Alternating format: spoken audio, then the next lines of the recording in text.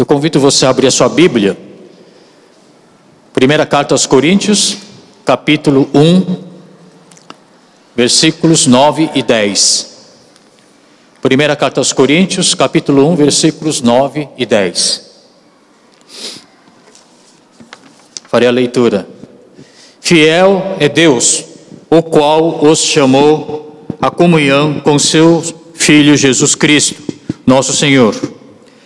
Irmãos, em nome de nosso Senhor Jesus Cristo, suplico a todos vocês que concordem uns com os outros no que falam, para que não haja divisões entre vocês. Antes, que todos estejam unidos num só pensamento e num só parecer. Amém? Se a gente for estudar 4 evangelhos, você vai verificar que Jesus, de quando em quando, chamou seus discípulos de homens de pequena fé. Por exemplo, Mateus capítulo 6, quando os discípulos estavam preocupados com os dias do futuro, ele diz o seguinte: olha, veja como Deus está vestindo a erva do campo, que hoje existe e amanhã é lançada ao fogo. Não vestirá muito mais a vocês, homens de pequena fé? Também Mateus capítulo 8, quando a tempestade estava muito brava, violenta, e o navio estava perdendo seu equilíbrio, discípulos estavam com medo. Então Jesus os chamou de homens de pequena fé. Então ele se levantou e repreendeu os ventos e o mar, e fez-se completa bonança. Então Jesus frequentemente chamou seus discípulos de homens de pequena fé. Mas não somente o tamanho da fé era o foco de atenção dele. Jesus chamou os próprios discípulos do Senhor Jesus Cristo de pequeninos, pequenos homens. E a gente for olhar na Bíblia em grego, a gente encontra 3 substantivos que significam pequeno. Entre esses 3 substantivos, nós temos o substantivo micro, que em português também significa micro. Em inglês seria micro, né? Deixa eu ver se eu consigo mover isso aqui. Pronto, está aqui. Micro significa, no grego, né? Em grego, de pequeno tamanho, sem grande importância, insignificante, de baixo status, e assim por diante. Então, se a gente for olhar Mateus, por exemplo, capítulo 10, 42, nós vamos encontrar este versículo: se alguém der mesmo que seja apenas um copo de água fria a um destes pequeninos, micros, porque ele é meu discípulo, e assim por diante. E se a gente também olhar o versículo 18 do Evangelho de Mateus, da mesma forma, da mesma forma, o Pai de vocês que está nos céus não quer que nenhum desses pequeninos, micros, se perca.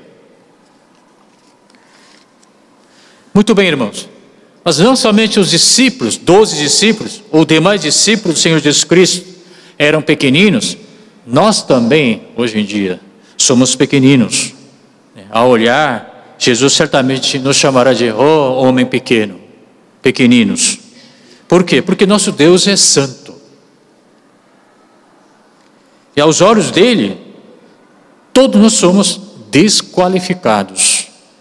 O critério de requisito, exigência de Deus é tão santo e tão alto que nenhum de nós, pecadores, consegue alcançar, consegue satisfazer completamente a sua exigência. Portanto, todos somos insignificantes. E a primeira carta aos Coríntios, capítulo 1, descreve muito bem, dizendo o seguinte: e que vocês eram, quando foram chamados, pequenos. Poucos eram sábios segundo os padrões humanos. Poucos eram poderosos, poucos eram de nobre nascimento. Está descrevendo exatamente quem nós somos. E que Deus escolheu o que para o mundo é insignificante e desprezado. É a nossa realidade. Portanto, se a gente olhar, cada um de nós é pequeno, é insignificante. Assim como Jesus chamou seus discípulos de também pequeninos, homens pequenos. Portanto, não somente seus discípulos da época, mas nós que também somos discípulos dele, somos considerados pequenos. Que cada um de nós é como se fosse um retalho. Vocês sabem muito bem que boa parte trabalha em confecções. Retalho é aquele pequeno tecido que sempre sobra após o corte de um tecido de tamanho maior. Esse retalho, na verdade, por si só não serve para nada. E às vezes, a gente se olha no espelho e parece que eu sou um retalho. Você é um retalho. Tão pequeno, tão insignificante, tão desprezível. Olhando retrospectivamente minha vida, eu tenho percebido que não tenho feito grandes façanhas e grandes feitos. E hoje eu me sinto pequeno, retalho, que talvez não haja mais utilidade, e eu sei que isso não é verdade, mas é assim que nós nos sentimos, conforme o avançar da idade, ou após uma queda, ou após um fracasso na vida. Uma das características do retalho é que retalho não consegue se encaixar nem aqui nem ali, porque sempre falta alguma coisa. Tão pequeno que não se encaixa em nada. Às vezes a gente sente assim.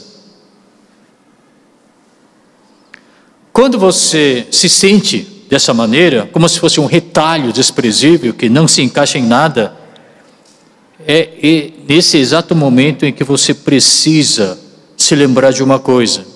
Retalho pode ser útil, sim. Ele tem utilidade. Quando? Sozinho ele não consegue nada. Mas quando o retalho se junta a outros retalhos, aí sim. Quando 1, 2, 3, 10, 100, 1000 retalhos se juntarem e se conectarem, se unirem, dá para a gente fazer uma grande obra. Assim como uma colcha de retalhos que nós conhecemos.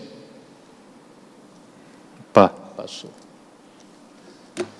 Um pedaço não significa nada, mas quando milhares de pedaços, centenas de pedaços de retalhos se encontram, se unem, se juntam, dá para formar boa obra, uma grande obra.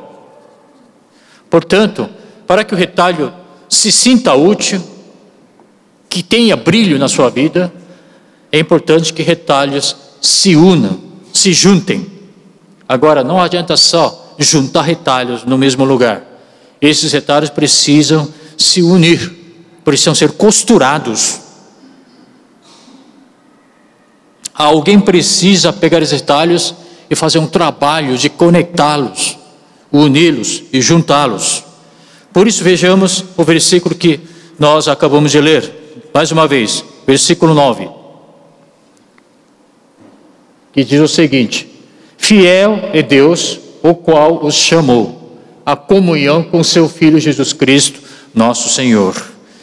Nosso Deus Pai é tão fiel que chamou cada um de nós, chamou os retalhos, desprezíveis, insignificantes, para que esses retalhos tenham comunhão com Jesus Cristo. Em outras palavras, Ele juntou cada um de nós, que nós somos retalhos, juntou todos os retalhos e entregou nas mãos do Senhor Jesus Cristo, para que Ele faça conosco algo grandioso. Agora não adianta apenas também estarmos juntos, como eu falei. Uma vez caído nas mãos do Senhor Jesus Cristo, qual é o nosso dever? Qual é o próximo passo? Versículo 10. Vamos dar uma olhadinha de novo. Versículo 10 diz o seguinte: irmãos, em nome de nosso Senhor Jesus Cristo, suplico a todos vocês que concordem uns com os outros no que falam, para que não haja divisões entre vocês, antes que todos estejam unidos num só pensamento e num só parecer. É importante que nós estejamos unidos, como o próprio nome da nossa igreja disse. Nós precisamos estar unidos, conectados, juntos. Não é tempo de nós odiarmos uns aos outros. Não há tempo de ter inveja dos outros. Não é tempo de a gente brigar. Mais do que nunca, é o tempo de nós estarmos unidos. É o tempo de nós perdoarmos uns aos outros. Não é tempo para apenas enfatizar, dar importância à minha vida, ao meu modo de pensar, ao modo de agir. É o tempo de nós ajustarmos uns aos outros, tentar se encaixar um ao outro, para que nós possamos fazer a grande obra de Deus, para que nós possamos ter e falar a mesma coisa. É importante que nós tenhamos o mesmo propósito, o mesmo objetivo. Portanto, eu peço a vocês, irmãos, por ocasião da Santa Ceia que nós acabamos de realizar, vamos perdoar uns aos outros. Não é mais tempo de a gente ficar brigando, discordando. Ao contrário, é hora de nós concordarmos uns com os outros no que falamos e no que agimos. Vou contar uma história que eu vi numa vez. Eu estava num laboratório esperando minha vez de fazer exames de sangue, e sem querer eu assisti uma cena da novela da Globo, e uma história muito interessante foi contada nessa cena. Eu vou trazer essa história para vocês, um pouco modificada por mim. É uma dona, patroa, ia para uma festa e ela precisava de um vestido novo de festa. Então, o que aconteceu? Tecido, agulha e linha, os três se reuniram para fazer um vestido novo de festa para sua patroa. Aí o tecido começou a reclamar para a agulha. Diz o seguinte: ô agulha, toda vez que você dá agulhada em mim, toda vez que você dá uma espetada em mim, eu sinto muita dor. Eu sou infeliz. Aí a linha também começou a reclamar da agulha. Ó linha, eu sempre estou atrás de você. Por onde você vai, eu tenho que ir atrás de você. Eu não tenho liberdade de escolha. Eu sou infeliz. Então, tanto o tecido quanto a linha reclamaram a agulha. E a agulha, ouvindo pacientemente essas reclamações, respondeu aos dois: olha, seguinte, mas quando a roupa, o vestido estiver completo, feito, eu volto para meu lugar, que é o lugar onde guardam as agulhas. Mas você, tecido e linha, vocês fazem parte da roupa, do vestido, e junto com a patroa vocês vão para a festa. Vocês são felizes, eu sou infeliz. Essa história me fez pensar. Para falar a verdade, para a gente confeccionar um vestido, esses três elementos são necessários. E a agulha representa o sacrifício. Sem sacrifício, a gente não consegue fazer uma roupa bonita, um vestido lindo. Para que haja união entre nós, o perdão é absolutamente necessário. Agora, perdoar não é uma tarefa fácil. Como eu falei, para você poder perdoar ao outro, você precisa brigar com você mesmo e você precisa ganhar nessa batalha. Você ainda não consegue perdoar porque você perdeu nessa batalha particular sua, individual. Você não conseguiu ganhar de você mesmo. Isso dói. Praticar misericórdia, tolerância, também é uma tarefa difícil. Porque às vezes você olha para o cara e o cara é chateado. O cara é chato. O cara não reconhece minha gratidão, tudo que eu fiz por ele e tal. Mas mesmo assim você tem que fazer vista grossa e tem que perdoar. E tem que ajudar. Tem que praticar misericórdia e também dar caridade. Mas quando a dor de agulhada passa, tecido e linha juntos, unidos, formam uma grande obra. Fazem um trabalho bonito. Quando o tecido aguenta a agulhada, a linha junta os pedaços e acaba formando um vestido lindo. Por isso que eu digo para vocês, unir-se em Cristo Jesus é uma tarefa difícil, eu reconheço isso. Mas após esse sofrimento, nós teremos a verdadeira união em Cristo Jesus. E nós temos um fator a mais a nosso favor, que é o amor. Amor. Porque a Bíblia diz que o amor tem o poder de juntar as partes. Por isso, a Bíblia compara o amor ao cinto que nós usamos na hora de nos vestir. Suportem uns aos outros e perdoem as queixas que tiverem uns contra os outros. Perdoem como o Senhor lhes perdoou. Acima de tudo, porém, revistam-se do amor, que é o elo perfeito. Em outras versões, eu sinto que aperfeiçoa. Irmãos, se eu cometi alguma falha contra você, você me perdoa. Porque eu também sou falho.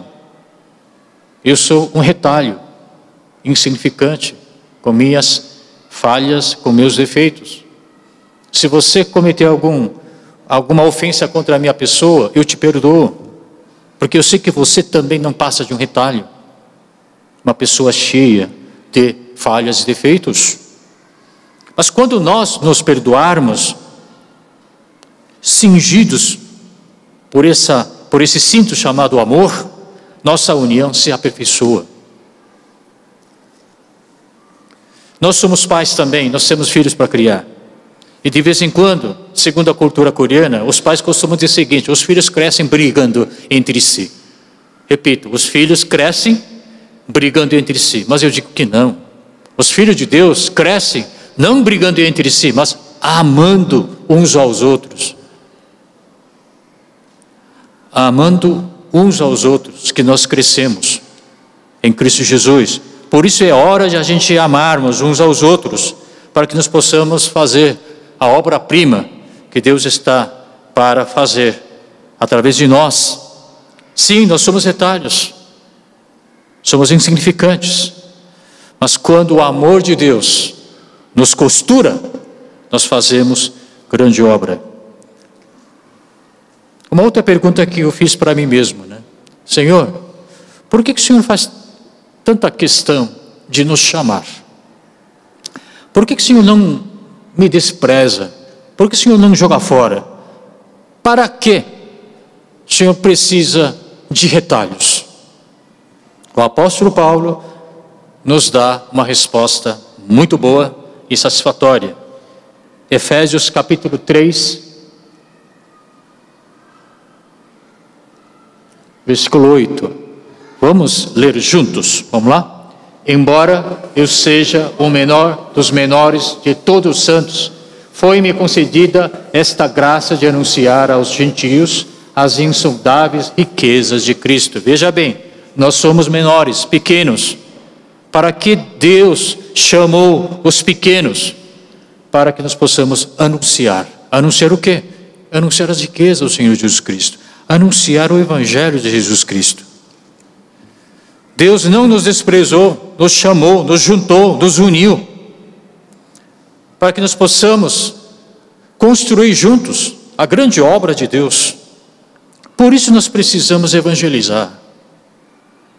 Porque o ato de evangelizar é juntar pequenos pedaços, juntar os retalhos, para que juntos possamos realizar a grande obra de Deus.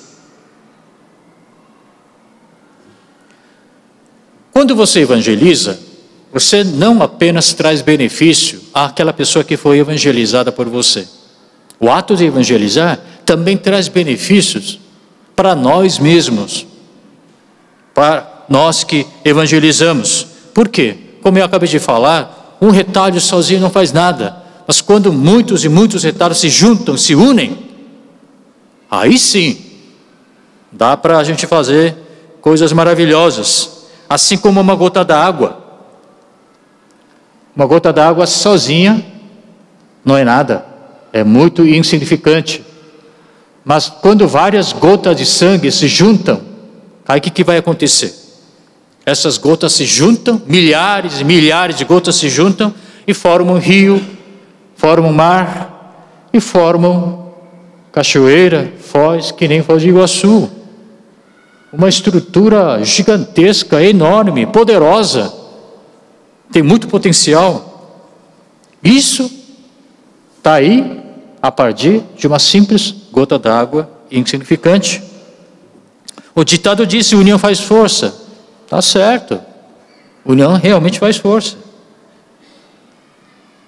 Por isso nós precisamos juntar mais retalhos. Quanto maior o número de retalhos, maior será a obra de Deus.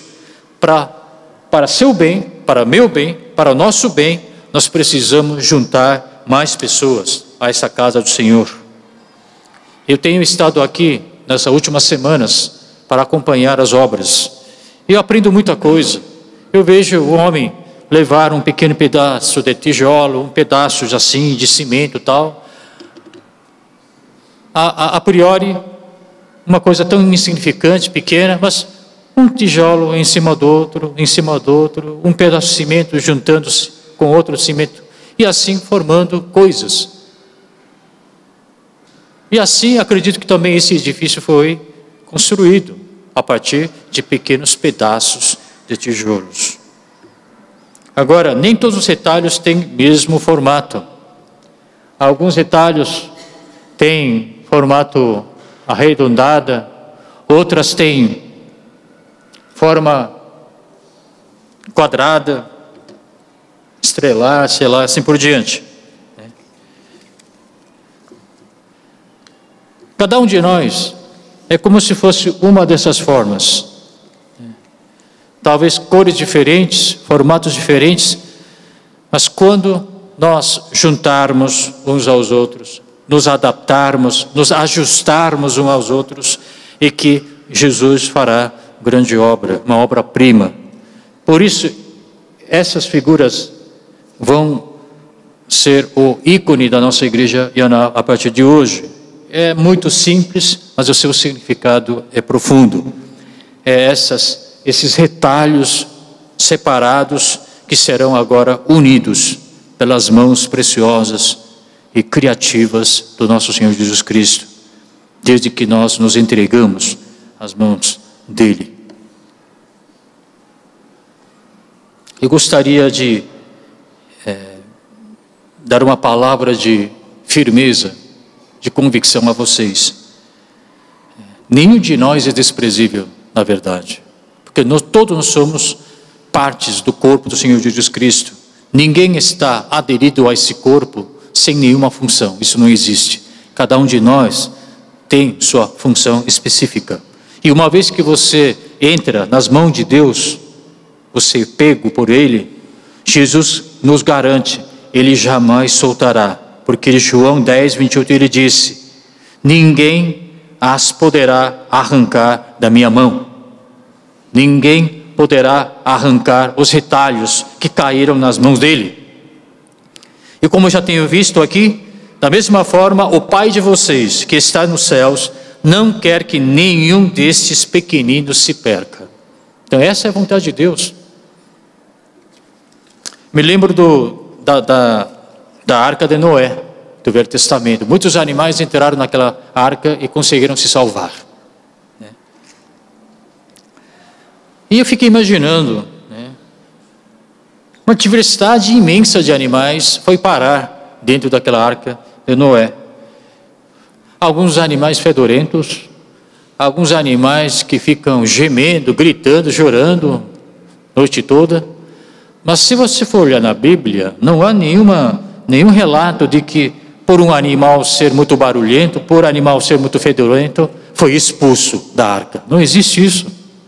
É como nós, somos barulhentos, somos chatos. Às vezes a gente provoca brigas também, porque ainda não somos devidamente maduros, mas nem por isso nós seremos eliminados da arca de Noé. Por isso é que eu digo para você, aceite o Senhor Jesus Cristo como Senhor e Salvador de sua vida. Seja batizado, seja parte dessa comunidade que é o corpo do Senhor Jesus Cristo. Uma vez que você entrou nas mãos de Deus, não há ninguém que possa tirar você de lá. Eu sei que há entre nós alguns irmãos que já vêm frequentando essa igreja há muito tempo, mas ainda não conseguiu nem se encaixar aqui, nem ali. Está aí. Vem, vai, vem, vai. Não sei, talvez você esteja pensando assim, não, eu sou quem eu sou, eu mereço reconhecimento e estou aguardando alguém me convidar. Irmão, retalho não se pode apegar à glória do passado.